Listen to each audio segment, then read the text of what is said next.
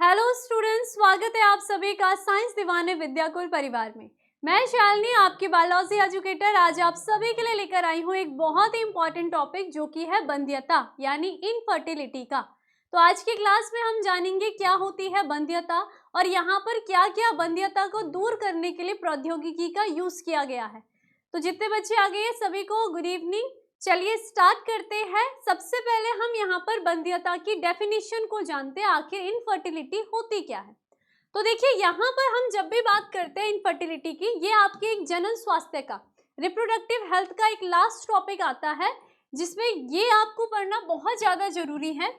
बंध्यता की जब हम बात करते हैं तो यहाँ पर जो भी दंपति की बात करते हैं, कोई कपल जो होंगे वो बहुत बार कोशिश कर रहे हैं सहवास की, लेकिन वो फिर भी संतति को उत्पन्न नहीं कर पा रहे हैं, इसी को हम क्या कहते हैं, बंध्यता कहते हैं। ठीक है, बंध्यता का मतलब कि कोई भी, जैसे दंपति की हम बात करें, वो चाहते हैं कि हमें संतान हो लेकिन उनकी संतान नहीं हो पा रही है किसी भी कारणवश, तो इसी को हम क्या कहेंगे कि उनको क्या हो रही है, इनफर्टिलिटी हो रही है। इनफर्टिलिटी हो रही है। इनफर्टिलिटी आप सभी को पता है, फर्टिलाइजेशन आप सभी को पता है, शुक्राणु और अंडाणु के संलयन की क्रिया को हम कहते हैं निषेचन।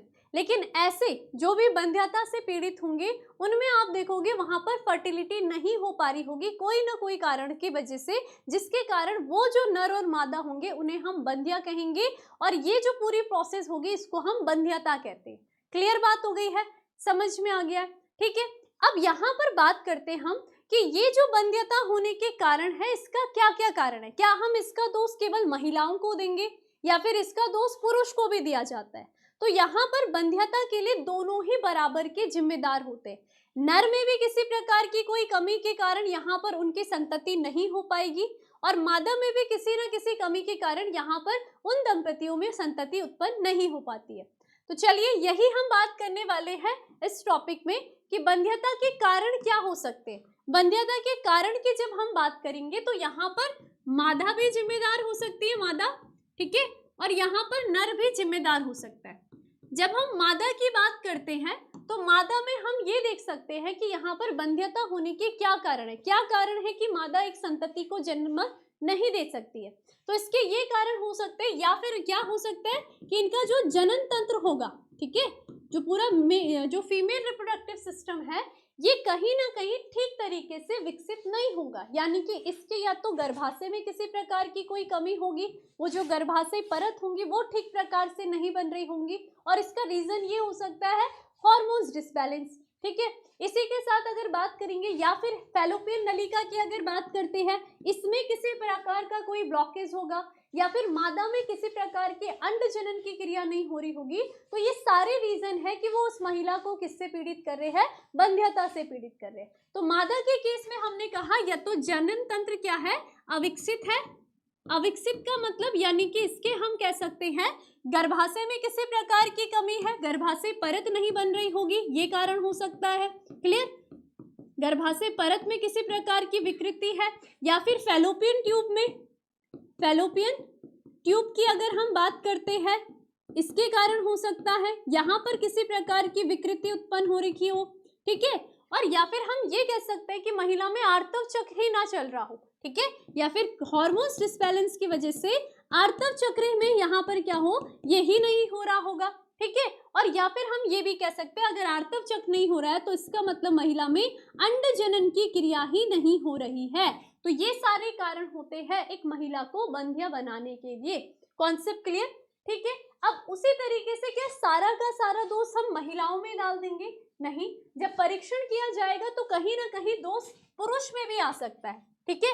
अब पुरुष में क्या दोष देखने के मिल सकता है, जैसे कि हम यहाँ पर कह सकते हैं कि पुरुष के जो जनन अंग होंगे वो ठीक तरीके से विकसित नहीं होंगे, ठीक है, जनन अंग में किसी प्रकार की विकृति होगी, यानी कि या तो उसके जो विषण है उसमें किसी प्रकार की विकृति है, या फिर हम बात करेंगे शुक्रवाहक की, शुक्रवाहक में किसी प्रकार का ब्लॉकेज हो सकता है, या फिर उनमें भी अगर हम कहेंगे शुक्राणु निर्माण की क्रिया, या हम कहेंगे शुक्र जनन की क्रिया की बात कर रहे हैं, ये शुक्र जनन की क्रिया ही नहीं हो रही है और ये भी रीजन हो सकता है कि उनमें शुक्राणु जो बन रहे हैं वो क्या बन रहे हैं, कम मात्रा में बन रहे हैं, शुक्राणु कम मात्रा में बन रहे हैं। ये भी क्या हो सकता है, यहाँ पर एक नर को बंध्य बनाने के रीजन हो सकते हैं। तो यहाँ पर बंध्यता होने के, संतति ना होने के रीजन दंपति में यहाँ पर नर भी जिम्मेदार होता है बराबर का और महिला भी जिम्मेदार होती है। लेकिन इन सब का पता कब चलेगा, जब परीक्षण किया जाएगा, टेस्ट वगैरह होंगे कि आखिर महिला में कमी है या फिर नर में किसी प्रकार की कमी है, ये तब जाकर के यहाँ पर इसका सॉल्यूशन किया जाता है। क्लियर बात है। तो ये तो हमने कारण कहे महिला और नर के, लेकिन इसके अलावा कौन कौन से कारण होंगे जो दोनों को ही इफेक्ट करते हैं, ये होते हैं जैसे कि हार्मोन्स डिसबैलेंस, है ना। हार्मोन्स क्या है, इनकी बॉडी में किसी तरीके से अनियंत्रित हो रखे हैं या हम कहेंगे ठीक प्रकार से श्रवित नहीं हो रहे हैं, तो ये हार्मोन्स यहाँ पर रीजन बन सकते हैं दोनों में। ठीक है, हार्मोन्स की हम बात करते हैं। ठीक है, कहा जाता है ज्यादा स्ट्रेस भी नहीं लेना चाहिए, है ना। तनाव भी यहाँ पर क्या हो सकता है, बंध्यता का कारण बनता है। इसी के साथ कुछ औषधि कारण भी होते हैं। क्लियर, औषधि की वजह से भी यहाँ पर क्या हो सकती है, बंध्यता आ सकती है। तो ये सारे के सारे आपको कारण याद रखने हैं, एक बंध्यता होने के ये सारे कारण आपको देखने के लिए मिलेंगे। Concept clear. ठीक है, अब यहाँ पर बात आ जाती है कि कुछ टेक्नोलॉजी यूज की गई है। ठीक है, यहाँ पर इस बंध्यता को कि जो भी दंपति है उनको संतान प्राप्त हो, उसके लिए यहाँ पर वैज्ञानिक है उन्होंने कुछ टेक्नोलॉजी निकाली है। ठीक है, ये जो टेक्नोलॉजी है इन्हें हम कहते हैं सहायक जनन प्रौद्योगिकी, सहायक जनन प्रौद्योगिकी कहते हैं, प्रौद्योगिकी। ठीक है, इसके अंतर्गत हम कुछ ऐसी टेक्नोलॉजी का यूज करते हैं जिससे कि हम उन कपल्स को क्या बनाए, उनको संतान प्राप्त कर ले। ठीक है, तो ये जो तकनीकी होंगी ये होंगी भी काफी महंगी। ठीक है, लेकिन इन सारी तकनीकों के बारे में आपको पता होना बहुत ज्यादा जरूरी है, जिसके द्वारा हम एक संतति का निर्माण कर सकते हैं। कोई भी बंध्या जो आपके दंपति होंगे उनमें उनकी इनफर्टिलिटी को दूर किया जा सकता है सहायक जनन प्रौद्योगिकी के द्वारा। क्लियर। अब यहाँ पर अलग अलग टेक्निक का यूज किया जाता है, जिनमें कि आप यहाँ पर देखोगे क्या, ये सारे के सारे आपके जनन सहायक प्रौद्योगिकी के अंतर्गत आते हैं। और ये सारे जो फुल फॉर्म आपके सामने दी गई है, आपको इनकी फुल फॉर्म आनी चाहिए क्योंकि एग्जाम में आपके पास काफी बार पूछी जाती है। ठीक है, ये आपके यहाँ पर अगर हम बात करते हैं, सबसे पहले आईवीएफ की बात करें, यानी कि इसे कहते हैं हम पात्रे निषेचन, तो यानी कि in vitro fertilisation, in vitro fertilisation. पहले हम इनकी फुल फॉर्म लिख लेते हैं और उसके बाद हम इनके एक एक करके टेक्नोलॉजी के बारे में बात करेंगे कि आखिर क्या क्या इनमें किया जाता है। क्लियर। इन विट्रो फर्टिलाइजेशन की बात कर रहे हैं पहला, जिसे हम पात्रे निषेचन के नाम से जानते हैं।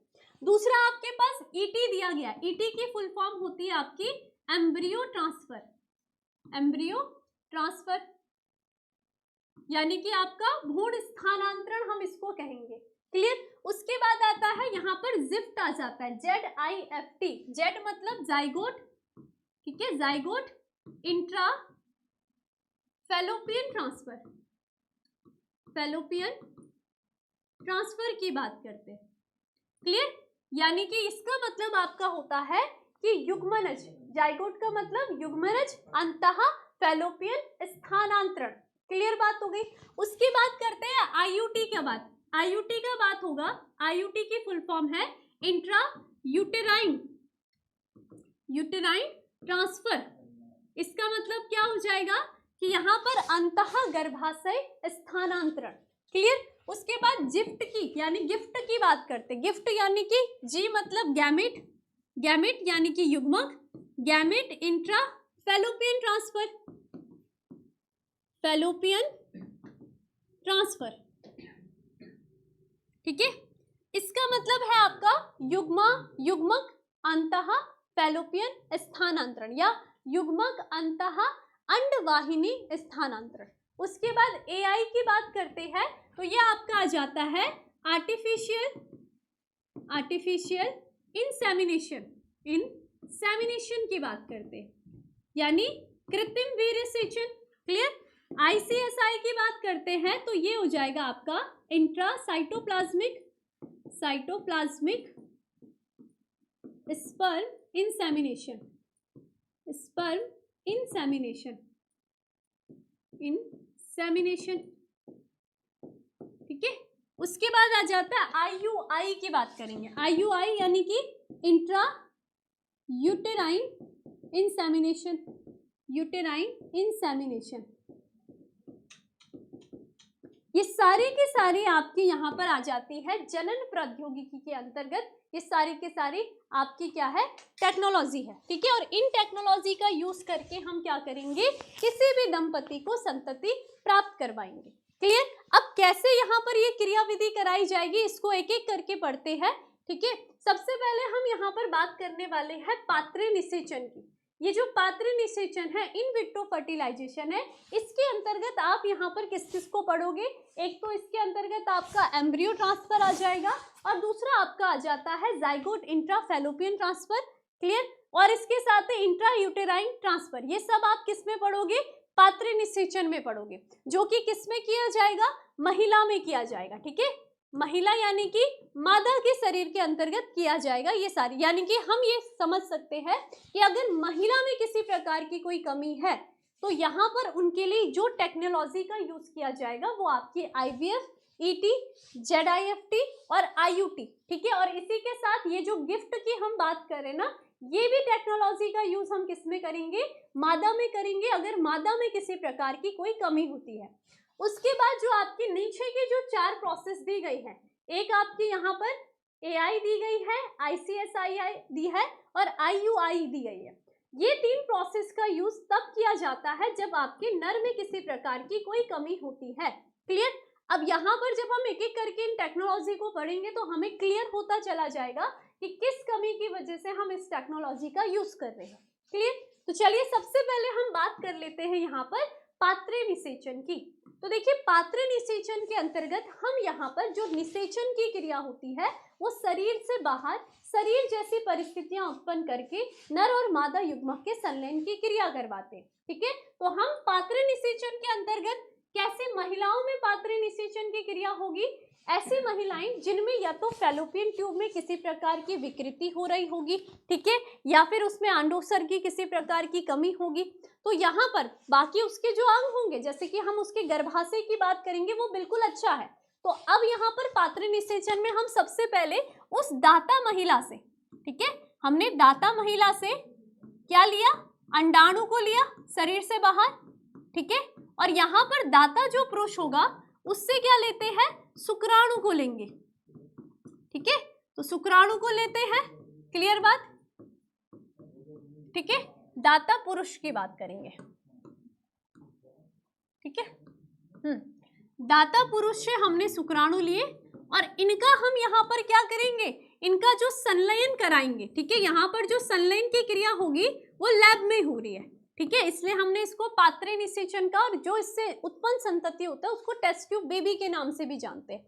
तो यहाँ पर अंडाणु और शुक्राणु का जो संलयन होगा वो शरीर से बाहर गया, क्लियर बात है। अब ये संलयन की क्रिया के पश्चात आप सभी को पता है यहाँ पर किसका ये निर्माण होगा, युग्मनज का निर्माण होगा। और युग्मनज से भ्रूण बनने के लिए इस युग्मनज में आपका एक विशेष प्रकार का कोशिका विभाजन होता है जिसे हम कहते हैं विदलन।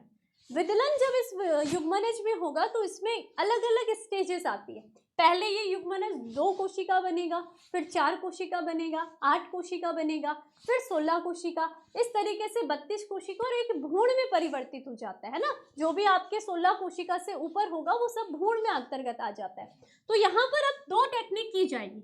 एक तो ये युग्मनज जब क्या होता है, ये युग्मनज जब भ्रूण में बदलेगा तो ये जो भ्रूण की संरचना होगी जब ये कैसी होगी, 16 कोशिका होगी, तब भी हम इसको क्या कर सकते हैं, इस भ्रूण को मादा के शरीर में प्रवेश करवा सकते हैं, यानी कि मादा की फैलोपियन ट्यूब में प्रवेश करा सकते हैं।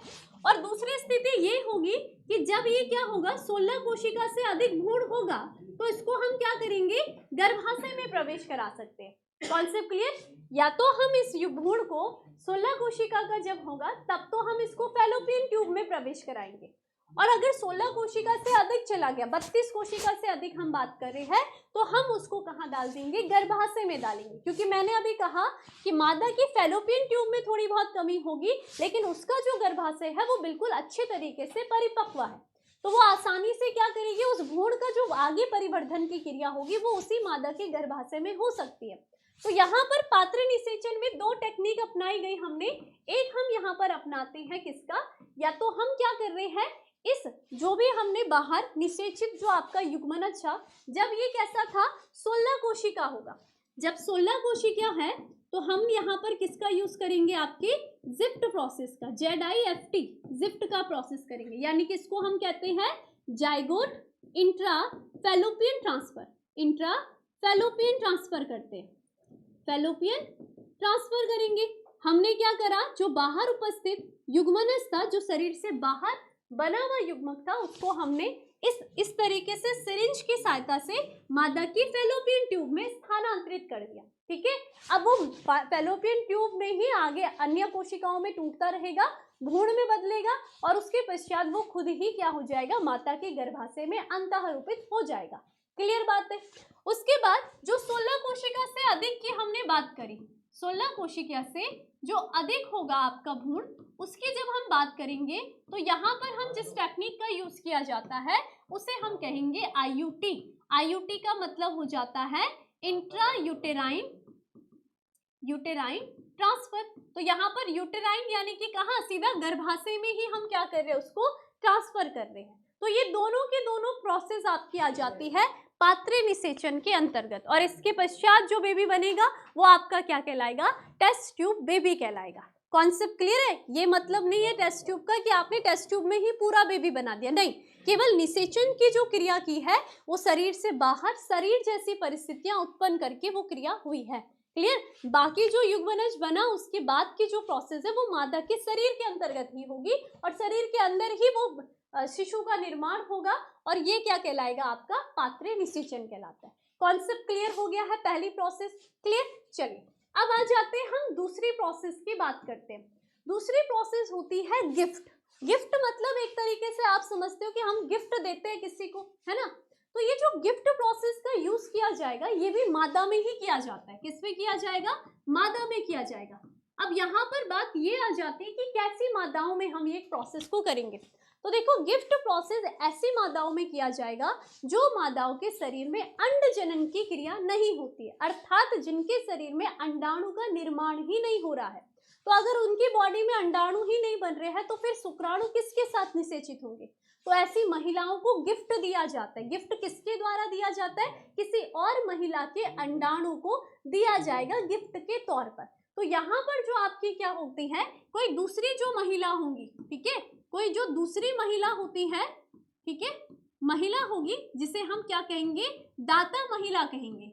ये जो दाता मादा होगी ये क्या करेगी, अपना जो अंडाणु होगा, ठीक है, इसके पास जो अंडाणु होगा इसका क्या करेगी, ट्रांसफर होता है किसका, उस महिला के फैलोपियन ट्यूब में। ठीक है, तो एक तरीके से इसमें क्या दिया गया है, हमने किसी महिला को गिफ्ट दिया है ना, इस तरीके से हम याद कर सकते हैं, गिफ्ट दिया है। और गिफ्ट की अगर फुल फॉर्म आप देखोगे GIFT, तो इसका मतलब आपका होता है गैमेट, ठीक है, गैमेट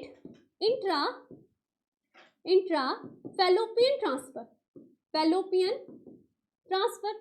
आप सभी को पता है अंड जनन क्रिया के पश्चात जो अंडाणु होता है, अंडाणु क्या है, एक युग्मक है। युग्मक को हम क्या कहते हैं, गैमेट कहते हैं।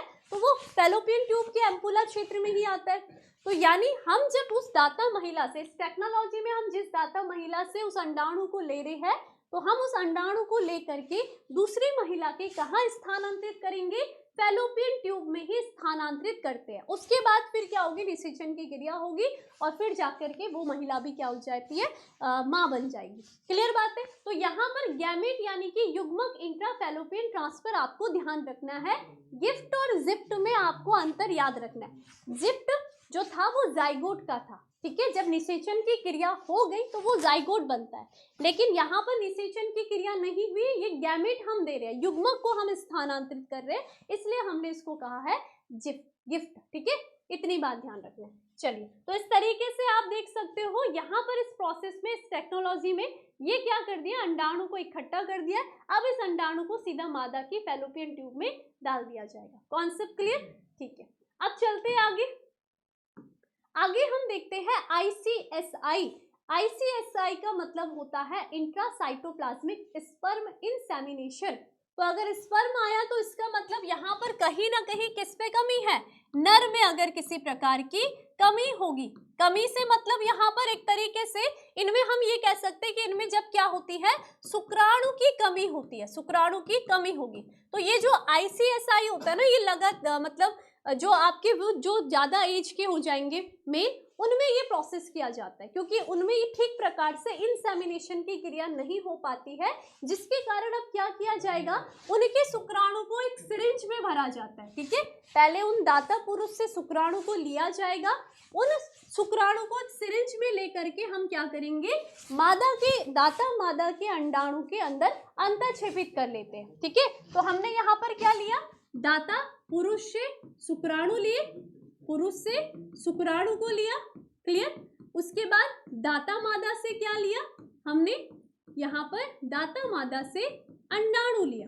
कॉन्सेप्ट क्लियर हो गया। ठीक है, अब यहाँ पर इन शुक्राणु को एक सिरिंज के थ्रू इनमें डाल दिया जाएगा और अंडाणु के साइटोप्लाज्म में, कोशिका द्रव में क्या कर दिया जाएगा, सीधा स्थानांतरित कर दिया जाएगा। इसीलिए हमने इसको क्या कहा है, इंट्रा साइटोप्लाज्मिक। ठीक है, साइटोप्लाज्मिक किसके, अंडाणु के, साइटोप्लाज्म यानी कि कोशिका द्रव में स्पर्म इंसेमिनेशन, सीधा क्या करवा दिया, अंदर प्रवेश करवा दिया, इंसेमिनेशन करवा दिया, इसलिए हम इसको क्या कहते हैं, ICSI कहते हैं। तो ये टेक्नोलॉजी हमने देख ली ICSI, ये मेल में अपनाई जाएगी अगर उसमें स्पर्म काउंट कम होते हैं। कॉन्सेप्ट क्लियर है। ठीक है, चलिए उसके बाद दूसरी जो प्रोसेस हमने बात करी है, कृत्रिम वीर्य सेचन। कृत्रिम वीर्य सेचन का पार्ट ही था आपका ICSI। तो कृत्रिम वीर्य सेचन भी यही होगा कि यहाँ पर नर के द्वारा वीर्य सेचन की क्रिया ना करके यहाँ पर टेक्नोलॉजी का यूज किया जा रहा है। ठीक है, कृत्रिम वीर्य सेचन में यहाँ पर क्या किया जाएगा, आर्टिफिशियल रूप से इंसेमिनेशन यानी कि वीर्य सेचन की क्रिया कराई जाएगी। तो ये भी अगर नर में किसी प्रकार की कोई कमी होगी उसी में कराया जा सकता है ना, यानी कि उसमें शुक्राणु का जो संख्या वो कम बन रही है, या फिर वो मैथुन के दौरान वीर्य सेचन करने में असमर्थ है, तो इसके लिए हम क्या करेंगे, कृत्रिम वीर्य सेचन को अपनाते हैं। अब कृत्रिम वीर्य सेचन में आप एक और विधि पढ़ते हो, एक तो आपने पढ़ ली कि ICSI, दूसरी आती है IUI। IU का I का मतलब होता है इंट्रा यूटेराइन इंसेमिनेशन।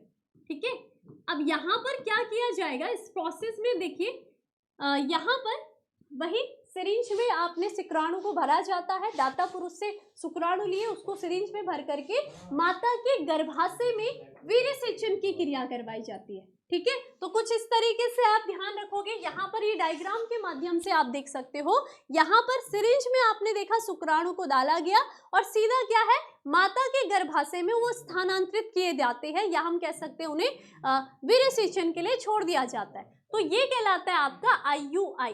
तो इस तरीके से मुझे लगता है कि आपने जितनी भी प्रोसेस पढ़ी है ये सारी की सारी आपकी आ जाती है सहायक जनन प्रौद्योगिकी के अंतर्गत। अब इन सारी प्रोसेस में आप सभी को पता है खर्चे बहुत ज्यादा होंगे, है ना, यानी कि जो एक मध्यम वर्ग का व्यक्ति होगा वो इस प्रोसेस को अपनाने में काफी डरेगा भी। ठीक है, क्योंकि क्या है, बहुत ज्यादा क्या है, कॉस्टली है, बहुत ज्यादा ही। ठीक है, तो यहाँ पर अब जो व्यक्ति ऐसी या जो दंपति इन प्रोसेस का यूज ना कर पाए, ठीक है, गरीबी की वजह से, पैसों की कमी की वजह से, इतनी बड़ी टेक्नोलॉजी है, ठीक है, तो उनके पास ऑप्शन दिए गए हैं, वो क्या कर सकते हैं, अनाथ बच्चों को गोद ले सकते हैं। आपको पता है कि भारत में कितने सारे अनाथ बच्चे हैं, ठीक है, तो वो क्या करेंगे, उन अनाथ बच्चों को गोद लेकर के अपनी भी एक तरीके से उनको भी ये हो जाएगा कि हमें संतति मिल गई है और इन बच्चों की जो जिंदगी हो जाएंगी वो भी बिल्कुल अच्छी हो जाएगी। ठीक है, तो ये क्या हो सकता है, ये ऑप्शन आपको दिया गया है यहाँ पर कि अनाथ बच्चों को गोद लेकर के भी यहाँ पर क्या किया जा सकता है, बंध्यता को दूर किया जा सकता है। ठीक है, चलिए, तो मुझे लगता है क्लियर हो गया होगा आप सभी को ये पूरा का पूरा टॉपिक क्लियर। तो यहाँ पर अलग अलग आप सभी ने देखे थे, यहाँ पर सहायक जनन प्रौद्योगिकी है, यहाँ से आपके फुल फॉर्म और किस प्रकार से इस टेक्नोलॉजी का यूज किया जाता है, यहाँ कोई क्वेश्चन आपके बन सकते हैं, इसलिए आपको हर चीज के लिए इन सभी टॉपिक को क्लियर रखना है। ठीक है, तो चलिए मिलते हैं आप सभी से अब नेक्स्ट क्लास में नेक्स्ट टॉपिक के साथ। धन्यवाद।